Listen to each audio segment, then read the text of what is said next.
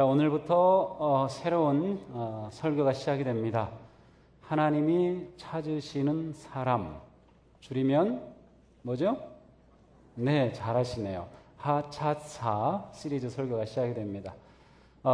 예배가 주제고요. 그래서 앞으로 한 2달, 3달 정도 예배관에서 계속해서 시리즈 설교로 나갈 텐데요. 오늘은 그 시작입니다. 그래서 오늘 시작부터 우리 예배 자리에 오신 여러분 진심으로 사랑하고 또 환영하고 또 축복합니다.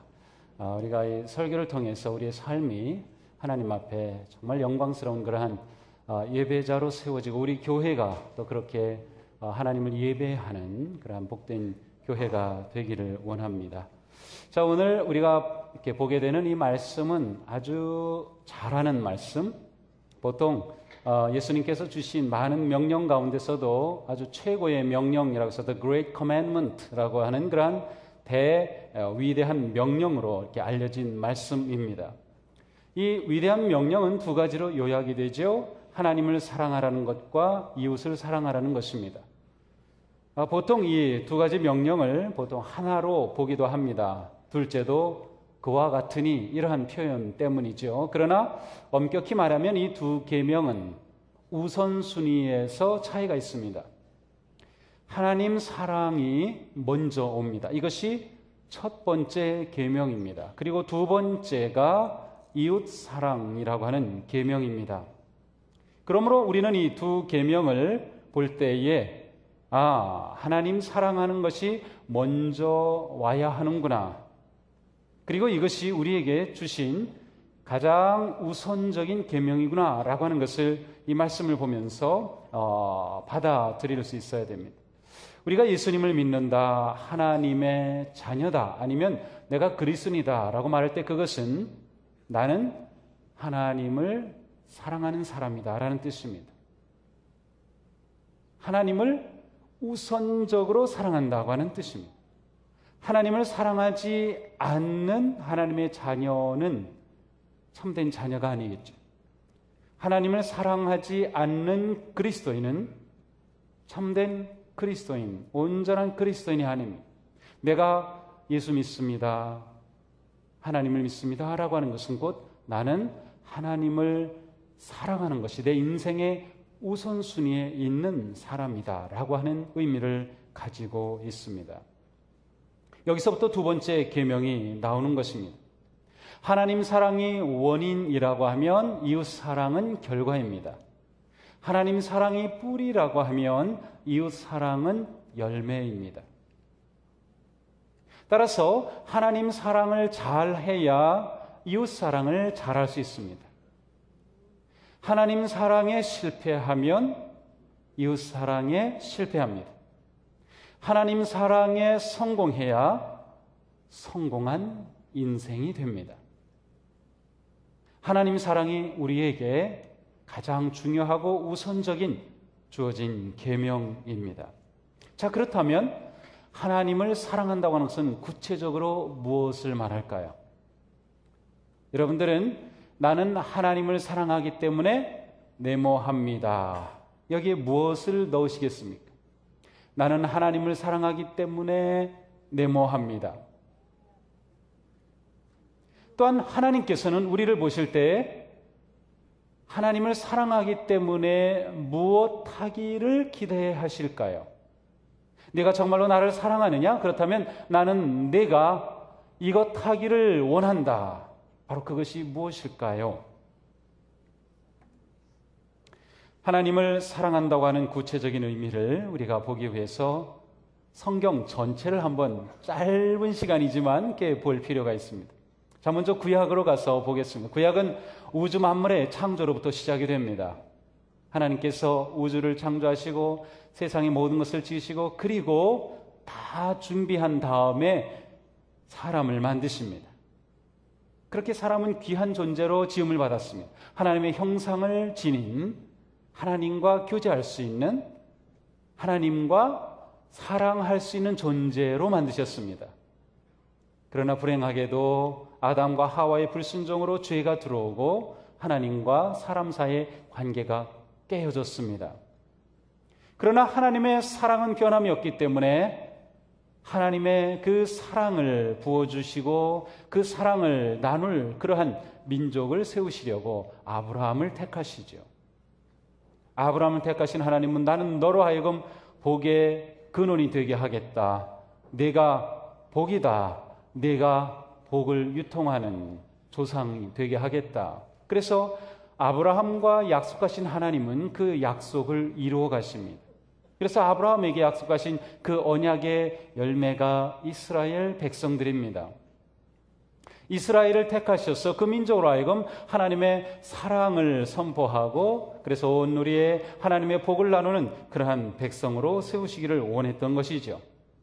이렇게 이스라엘을 택하신 하나님께서 그들에게 기대하셨던 것이 있습니다. 신명기 6장 4절부터 5절에 보면 보통 이것을 쉐마라고 하는데 쉐마는 들으라라고 하는 히브리 말입니다. 왜냐하면 이 히브리 원문에는 들으라 이렇게 그 다음에 본문이 이어집니다. 그러니까 우리말에는 이스라엘이라는 말이 앞에 왔어요. 이스라엘아 들으라. 우리 하나님 여호와는 오직 유일한 여호와이시니 너는 마음을 다하고 뜻을 다하고 힘을 다하여 내 하나님 여호와를 사랑하라. 예수님이 요한복음에서 말씀하신 것은 바로 이 말씀을 그대로 인용하신 것임을 알 수 있습니다. 자, 분명히 하나님은 이스라엘을 택하셔서 그들에게 주신 가장 중요한 계명이 하나님 여호와를 사랑하라고 하는 그런 계명이었습니다. 실제로 그들에게 주신 10계명이라든지 다른 모든 계명들은 궁극적으로 하나님을 사랑하는 백성들이 지켜야 할 계명이었습니다. 자, 그런데 하나님이 이렇게 하나님을 사랑할 백성으로 그들을 세우셨다고 하면 그들이 하나님을 사랑하는 모습으로 무엇을 기대하셨을까요? 아까 물음하고 똑같죠. 나는 하나님을 사랑하기 때문에 이것합니다. 하나님은 이스라엘 백성들이 하나님을 사랑하기를 원하시기 때문에 그들이 이것하기를 기대하신다. 이것은 이스라엘 백성들이 존재하는 목적입니다. 하나님께서 그들을 하나님의 백성으로 택하신 목적이기도 합니다. 원래 야곱의 자손들 70명의 자손들이 이집트로 가서 처음에는 이 요셉이 국무총리로 있으면서 그들이 잘 살았지만 요셉을 알던 왕이 죽고 다른 왕조가 세워지면서 그들은 노예로 전락합니다. 400년 지난 후에 하나님께서 모세를 택하셔서 그들을 이집트에서 탈출시킵니다. 그런데 모세와 아론을 이집트의 왕, 곧 바로에게 보내서 요청한 첫째 말에 보면 왜 하나님께서 그들을 구해내서 한 민족으로 세우시려 하는지 목적이 잘 나타납니다. 제가 좀 길지만 읽어보겠습니다. 출애굽기 5장 1절부터 3절입니다. 모세와 아론이 바로에게 가서 말하였다. 주 이스라엘의 하나님이 말씀하시기를 나의 백성을 보내라. 그들이 광야에서 나의 절기를 지켜야 한다 하셨습니다. 그러나 바로는 이렇게 대답하였다. 그 주가 누구인데 나더러 그의 말을 듣고 이스라엘을 보내라는 것이냐? 나는 주를 알지도 못하고 이스라엘을 보내지도 않겠다. 그들이 말하였다.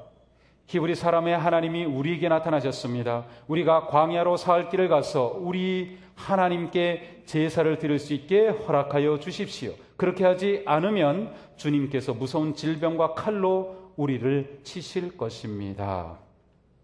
여기 보면 하나님께서 이스라엘 백성들을 구해내신 분명한 목적이 나옵니다. 광야로 사흘 길 가서 제사 지내게 보내달라는 것입니다. 광야로 사흘 길 가서 제사 지내도록, 다시 말하면 하나님을 예배하는 백성이 되도록 내보내 달라고 요청한 것입니다. 그것이 하나님께서 그들에게 기대하셨던, 그리고 이스라엘 백성들을 이집트에서 탈출시킨 유일한 목적이었습니다. 그러므로 하나님께서는 그의 백성들이 하나님을 사랑하기 때문에 예배하는 백성이 되기를 원하셨던 거죠. 이러한 관점으로 성경을 보면 성경이 확 연결이 됩니다. 구약 성경은 율법서, 예언서, 시가서로 이렇게 크게 세 구분으로 나누어집니다. 율법서는 무엇입니까? 하나님께서 이스라엘 백성들을 이집트에서 구해내셨을 때 그들이 하나님을 예배할 줄 아는 백성으로 가르치는 내용입니다. 그래서 율법 안에는 어떻게 예배해야 될지 예배의 방법이 나옵니다. 제사 법전이 들어있습니다. 또한 예배는 우리가 주일에 와서 공예배를 드리지만 하나님은 요 시간에 우리를 받으시는 것으로 끝나는 게 아닙니다. 사실 오늘 우리의 예배는 지나온 한 주간의 삶을 오늘 하나님 앞에 결산해 드리는 겁니다. 삶이 중요하죠. 그러니까 하나님께서 이스라엘 백성들에게 어떻게 살아야 할지 예배자로 사는 방법을 가르쳐 주십니다. 이것이 율법입니다. 시가서는 무엇인가요? 욥기, 시편, 잠언, 전도서, 아가서, 이 5권의 책들을 시가서라고, 시와 노래의 책들이라고 합니다. 하나님을 예배하는 백성들은 하나님을 찬양합니다. 노래합니다. 기뻐합니다. 하나님께 기도합니다. 그렇습니다. 시편은 바로 하나님을 예배하는 그러한 백성들의 시입니다. 그런 왕의 시입니다. 그런 자손들의 시입니다. 예배 인도자의 시입니다. 그들의 고백이고 그들의 기도이고 그들의 간구입니다. 바로 예배를 드리는 그들의 아름다운 찬양과 기도와 간구와 모습이 시가서로 나와 있습니다. 아가서는 하나님과 하나님 백성 간의 그 친밀한 관계를 마치 한 여성과 남성의 그러한 사랑에 비유해서 기록된 아름다운 글이죠. 잠언은 예배하는 자에게 주시는 하나님의 지혜가 담겨져 있는 책입니다. 예언서가 있습니다. 예언서는 뭘까요?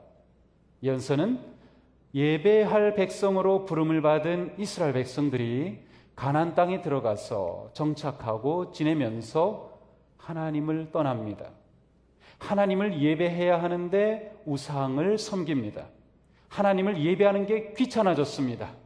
하나님을 예배하기를 싫어합니다. 하나님 예배하는 게 맛이 없어졌습니다. 그래서 그 땅에 있는 우상들을 섬기며 현란한 춤과 자극적인 그러한 피비린내 나는 그러한 이방의 우상들을 섬기고 하나님을 떠납니다.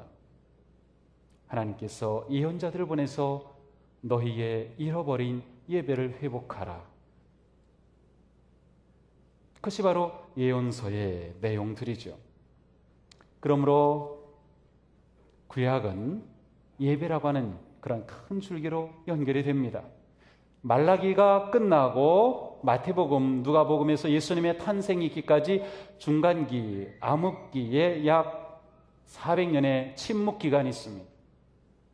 그리고 나서 예수님의 탄생이 알려지는 이 엄청난 복음의 시작이 됩니다. 그런데 예수님이 이 땅에 오셨을 때, 탄생하셨을 때 온 우주 만물이 떠들썩했습니다.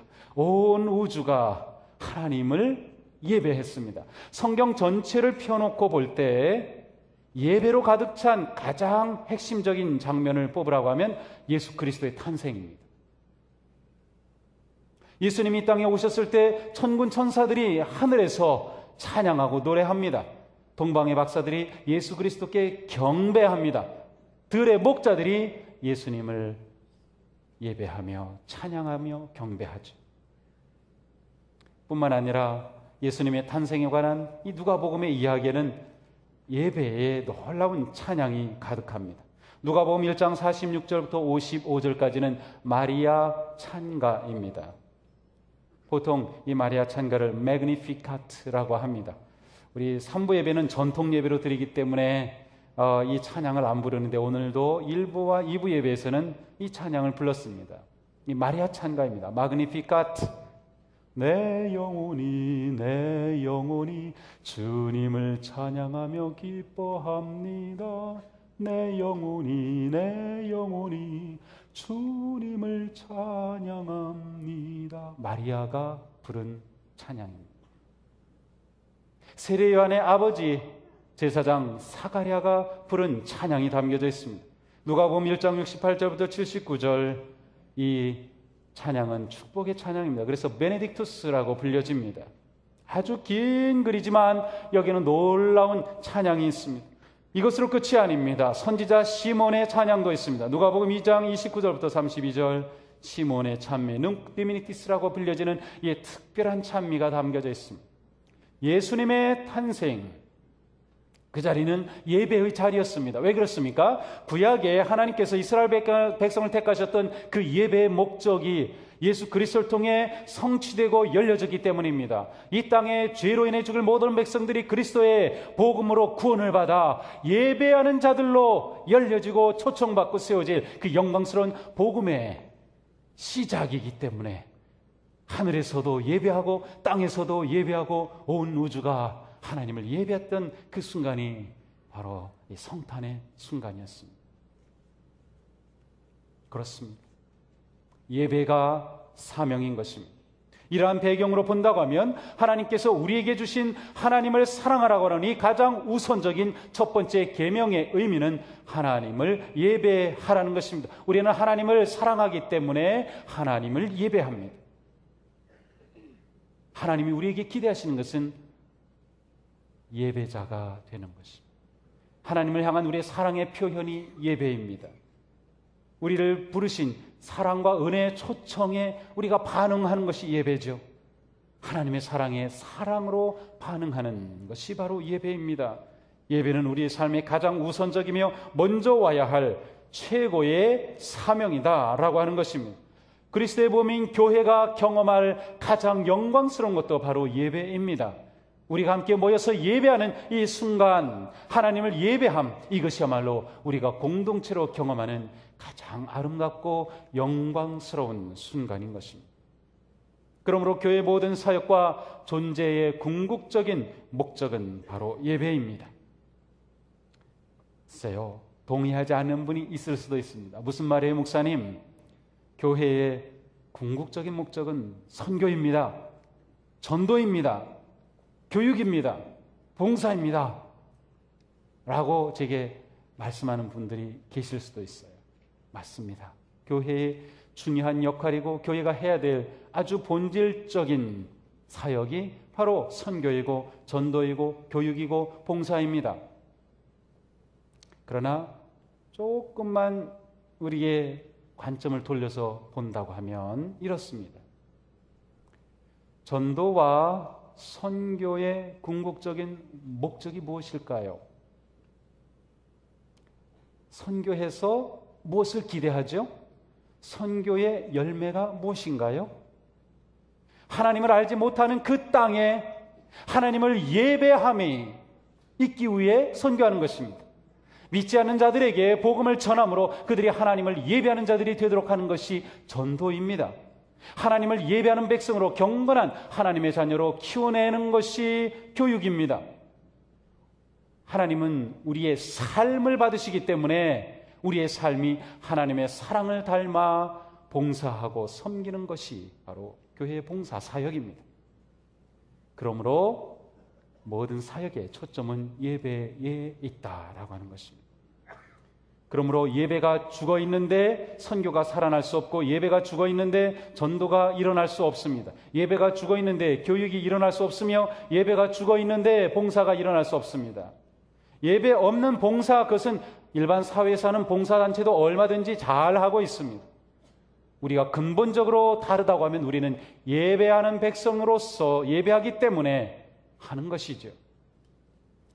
예배가 우리가 존재하는 목적이고 예배가 우리의 사명입니다. 그러므로 이 시대에 우리에게 가장 중요한 것은 바로 예배가 깨어나는 것입니다. 예배가 일어나는 것입니다. 예배가 부흥하는 것입니다.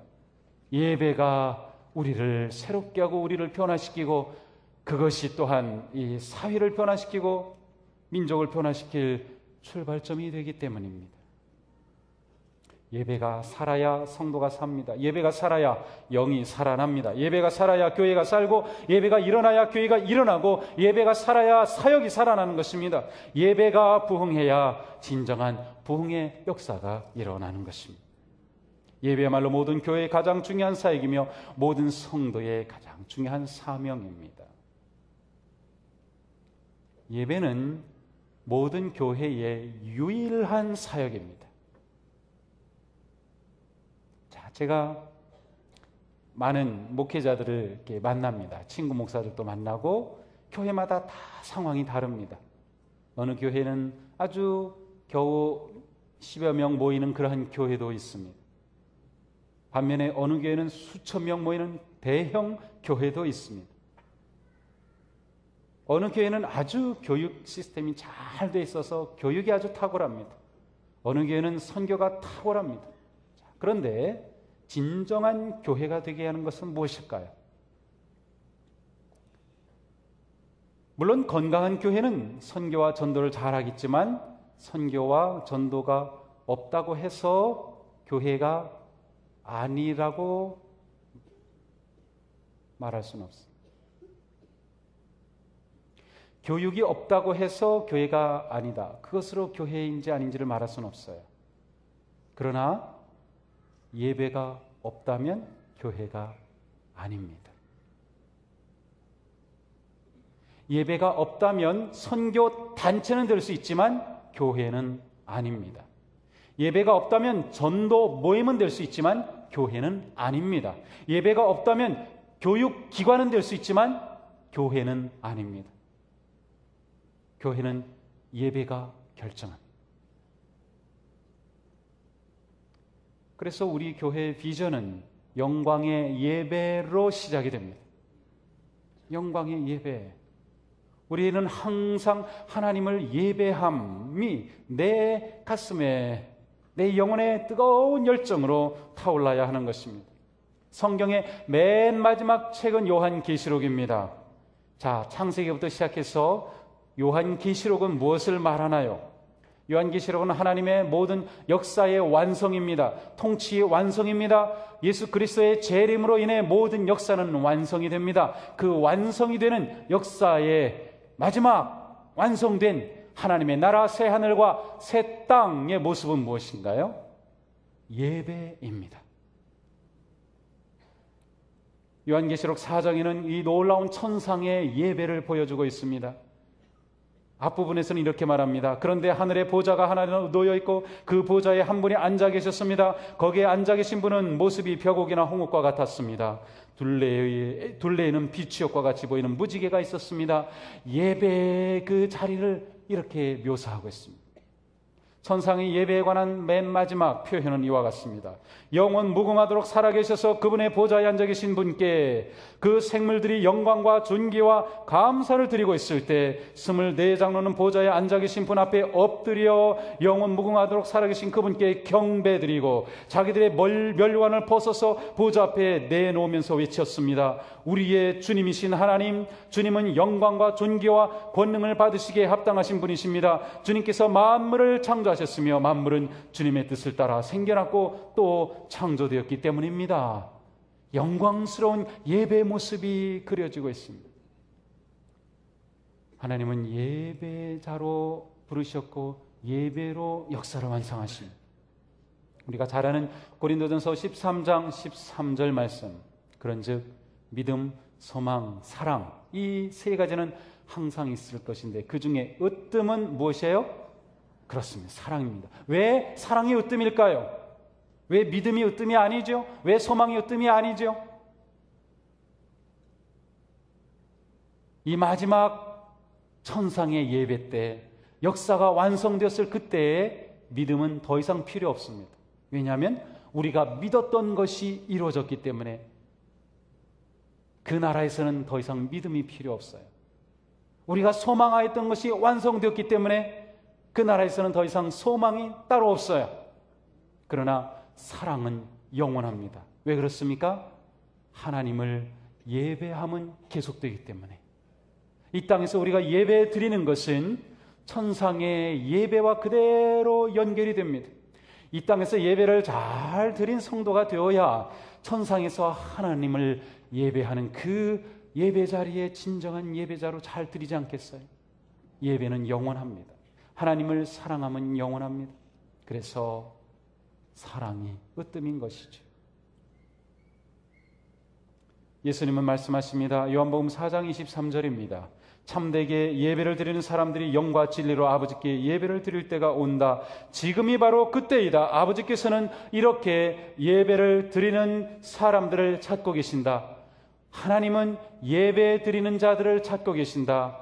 하나님이 찾으시는 사람은 예배자입니다.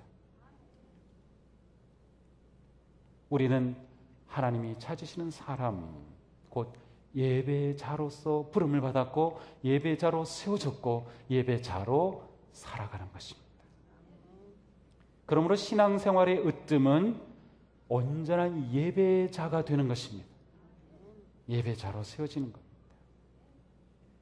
어떻게 예배자로 세워지는지는 앞으로 계속 설교를 들으면서 우리가 다루게 될 것입니다. 오늘 하나님이 찾으시는 사람 하차사 첫 번째 오신 여러분, 마지막까지 계속 예배 놓치지 말고 정말 내가 예배자로 서기를 원한다면, 하나님이 찾으시는 사람 되기 원한다면 우리 마음에 그 열정적이고 아름다운 예배자의 모습을 그려보면서 그 믿음의 순례길을 한 걸음 한 걸음 승리하며 나아가게 되기를 축복합니다. 예배에 대한 우리의 생각을 새롭게 하고 예배의 가치를 새롭게 발견하고 예배의 중요성을 새롭게 발견하였으니 이제 우리 삶의 예배가 일어나고 예배가 회복이 되고 예배가 내 삶의 생명줄이며 예배가 나를 살리며 예배가 능력이며 예배가 곧 내 존재의 이유라고 하는 사명감을 가지고 하나님께 영광스러운 예배자로 서는 그러한 복된 우리 동숙의 성도 여러분 되시기를 주님의 이름으로 축복합니다. 기도합시다. 주님, 하나님은 저희들을 예배자로 부르셨고 지금도 하나님은 예배하는 자를 찾으신 예배자를 원하시는 하나님임을 저희들은 다시금 보았습니다. 주님, 우리 모두가 하나님이 찾으시는 진정 복된 사람 예배자가 되기 원합니다. 우리 교회가 하나님을 온전히 예배하는 교회가 되기 원합니다. 영과 진리로 예배하는 교회, 예배가 살아있는 교회, 예배가 역사하는 교회, 예배가 열정적이며 예배가 뜨거우며 예배 생명력이 넘치며 예배로 풍성한 예배가 부흥하는 그러한 교회가 되게 하여 주시옵소서. 우리가 하나님을 예배함이 내 삶의 가장 큰 행복이며 기쁨이 되고 하나님을 예배하는 진정한 예배자로 세워져 가는 우리 모두가 되게 하여 주시옵소서. 예수님 이름으로 기도합니다.